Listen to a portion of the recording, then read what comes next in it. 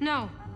The Chilling Adventures of Sabrina is a dark, coming-of-age teen drama series. Wow, that was a mouthful. It has quickly become a hit on Netflix with 3 seasons currently available to binge and the 4th arriving late December 2020. Unfortunately, Netflix has canceled the renewal of the series after the 4th season. Luckily, they had filmed the 3rd and 4th season simultaneously, so we fans have 1 season to get excited for. This video is gonna cover the ins and outs of the season 4 trailer and all the small details you may have missed. But first, a simple reminder on how to enter our brand new giveaway. We are giving away either an iPhone X Max, the new iPad mini, or MacBook Pro. It's all your choice. So be sure to leave a like, comment the keyword, subscribe, and turn on notifications to enter the giveaway. It's really that simple. A Tale of Two Sabrinas. The image for the teaser is 2 Sabrinas with their hands over some type of crystal ball. When you think of season 4, this is probably one of the first things you think of. That image of 2 Sabrinas and what this all will mean for the show. We know last season, Sabrina took part in time traveling. While this managed to save her friends, it also left her with the small issue of a temporal paradox, very dangerous, and a second Sabrina who becomes the Queen of Hell, even more dangerous. In season 3, we saw Sabrina go to the depths of hell to find and rescue her boyfriend, whose body happened to be holding back the Dark Lord, otherwise known as Sabrina's creepy father. Throughout season 3, Sabrina struggled to live 2 different lives, as an average cheerleader at Baxter High and as a demonic witch in the underworld. We see that conflict reach a boiling point in the season 3 finale after Sabrina creates a time paradox so she can save her coven and the entire community of Greendale from the evil forces. She then duplicates herself so she can rule as the Queen of Hell while still living out her normal life at the same time. However, this decision won't turn out good for Sabrina. Ambrose warns her at the end of the season. Now that she messed around with past different timelines, there are 2 coexisting Sabrinas in the present day, one that returns to Greendale and one that rules Hell. It is clear in season 4 the show will explore the consequences and actions of Sabrina's time traveling and how her position in both of these worlds is now threatened. In the teaser, it seems like the 2 Sabrinas are working together, but we are not yet aware of any kind of alliance between the 2, or if it's temporary or permanent. They both do share an enemy, the Eldritch Terrors. We'll touch on these soon. Whatever's gonna happen with Double Sabrina, I'm definitely intrigued to find out and see where this season takes us. Whose honey comes with a sting? Another interesting element of the trailer isn't a visual aspect at all. It's actually the background song that's playing. The song is Honey by Luna Ara, and we suspect this song was used specifically and could describe a number of the characters. In the chorus, the song goes, "Oh, say my name now, don't make me wait now. You weren't ready for a girl like me. My honey's only sweet if you can take the sting." The original theory, and most likely, is that this song is a triumph for Sabrina. The devil and numerous other villains we've seen throughout the series have wanted Sabrina in some way or another. Time and time again, we see Sabrina stridently refuse to give up and always defeating the enemy. Maybe this song is referencing she will give up some form of honey, and along with this, a very big sting. Others theorize that the song is about Sabrina's evil doppelganger. Sabrina may have underestimated the powers and intentions of her copy. For all we know, the song could not even be about Sabrina. The trailer does feature Mr. Scratch in a classic Letterman's jacket. We know Nick wants to win Sabrina back, but we aren't sure of his intentions. Are they more malicious than we know? I guess we'll just have to wait and find out. The Eldritch Terrors. The Eldritch Terrors are a group similar to the 4 Horsemen of the Apocalypse. These 4 include the Wind, the Returned, the Darkness, and the Void. In the teaser trailer, we see a glimpse of what many assume are the 4 terrors. First is an image of a miner wearing a scary, creepy gas mask. We can't be sure if this is a terror, but it definitely seems like it. Secondly, we see what appears to be a tree monster covered in gold armor and fur robes, who happens to be spewing out bugs. Yuck. The bugs really suggest this character is mimicking someone similar to Pestilence from the 4 Horsemen of the Apocalypse. Finally, we see the 3rd Eldritch Terror, or presumed terror. Who knows, with this show, anything can and could happen. This 3rd terror remains a bit of a mystery, but one interesting element we pick up